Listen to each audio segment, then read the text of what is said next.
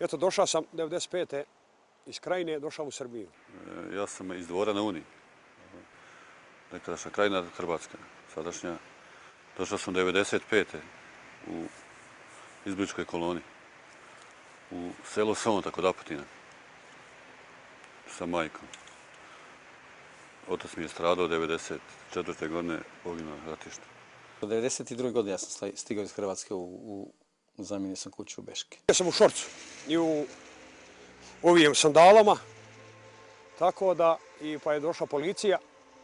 Eto, nisam se uspio ni da se presvuče. Abolisan sam 1995. iste godine. Odveden sam u kamp Erdut. Međutim, 1995. godine kad je bilo, da ne kažem masovno, hapšenje nas koji smo došli iz Hrvatske, da se vraćamo nazad na ratište tamo. Iako je u skladu sa ženevskim konvencijama zabranjeno civila koji napusti konfliktnu teritoriju ponovo vratiti na ratno područje, u Srbiji 90. godina to je bila uobičajena praksa, za čije posljedice još niko nije odgovarao. Oni koji su odbili da se bore, prema sopstvenim izjavama, bili su podvrgnuti najstrašnijim torturama, dok su oni poslati na liniju često završavali u zarobljeništvu raznih vojnih i paravojnih formacija suprotne strane. Živjeli su u jako nehumanim uslovima, svakodnevno su bili tučeni, prebijani, to je bilo normalno. Terani su da spavaju u kućicama za pse i preživjeli su jako velike stresove. Nije se moglo opirati, tako da tu nema opiranja. Dođu oni tako da tu, ako nešto kažeš, pendrek po tebi tuče, tako da.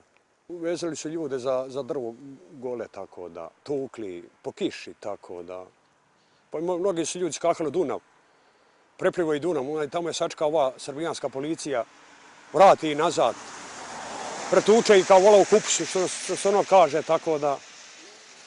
Jedan od kampova u kojome su završavali prinudno mobilisani bio je i kamp Željka Ražnatovića Arkana u Erdutu.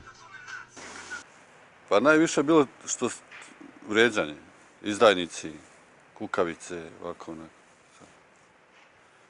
I to šiša načela kao robijaši si gledali. Gledali smo kao robijaši.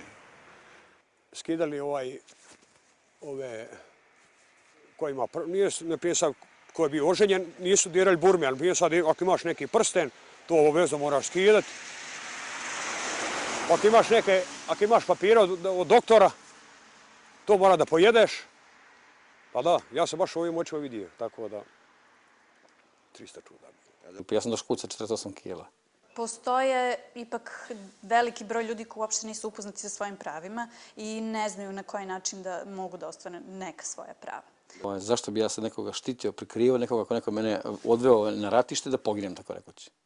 I sad ja da ne šutim. Ti mene možda me maltretiraš, da me tučeš i ja da šutim. Obaveza je po meni institucije ove zemlje da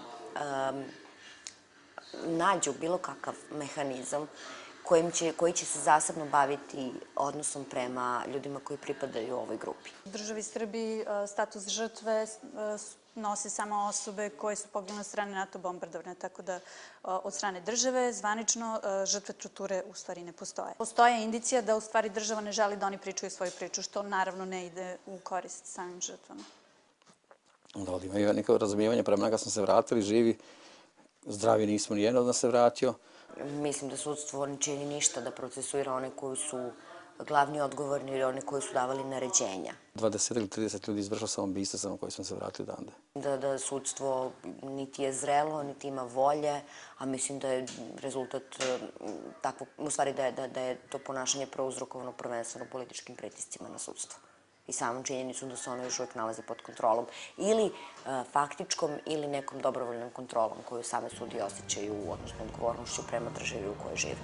Danas u Srbiji, bar nezvanično, ne postoje ni spiskovi po kojima su ljudi mobilisani. Ne postoji evidencija o njima, kao ni politička volja da se otvore dosijeji i odgovorni kazne na odgovarajući način. Zbog takvog odnosa prema njima, ove osobe su za društvo nevidljive.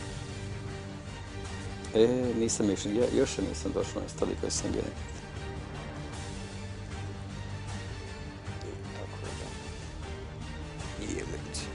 Eto, bilo i prošlo. I ne daj Bože, ne ponovilo se.